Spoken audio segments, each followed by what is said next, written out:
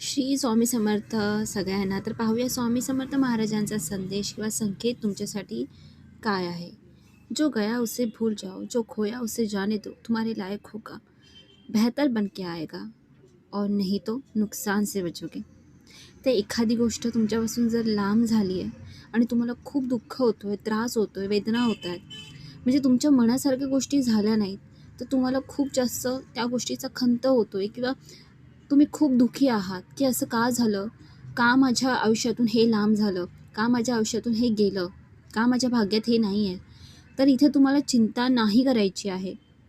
तुम्हाला फक्त शांत राहायचं आहे, संयम ठेवायचा आहे. कारण ज्या गोष्टी गेल्या आहेत ना, कदाचित ते तुमच्यासाठी चांगल्या नव्हत्या. तुम्हाला जे हवं आहे ते तुमच्यासाठी चांगलं नसतं. तर तुमच्या आयुष्यात तुमच्यासाठी जे चांगलं आहे ते तुमच्यासाठी चांगलं असतं आणि ह्याची अनुभूती किंवा या गोष्टीची जाणीव देवापेक्षा जास्त कुणालाच नसते.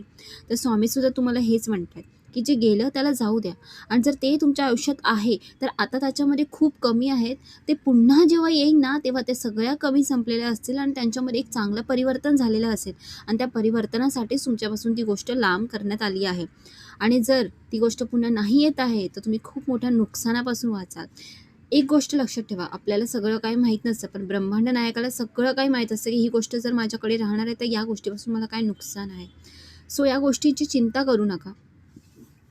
आता इथे अजून पाहूया की तुमच्या आयुष्यात आता काय येणार आहे ते. श्री स्वामी समर्थ. बघा, तुम्हाला इथे सांगण्यात आलं आहे की तुम्हाला सकारात्मक विचार करण्याची खूप जास्त गरज आहे. नकारात्मकतेच्या मागे लागू नका. आणि इथे तुम्हाला आलं आहे wait within the next few months. तर काही महिन्यातच तुम्हाला खूप चांगले असे परिणाम दिसून येणार आहेत. आणि इथे न्यू जॉबसुद्धा आलेला आहे. तर खूप बहुतेक लोकांचा जॉबवरच संघर्ष चालू असेल किंवा जॉबमुळेच एक अडचणी चालू असतील. पण तुम्हाला इथे सांगण्यात आलं आहे की बघा, तुम्हाला पॉझिटिव्ह राहायचं.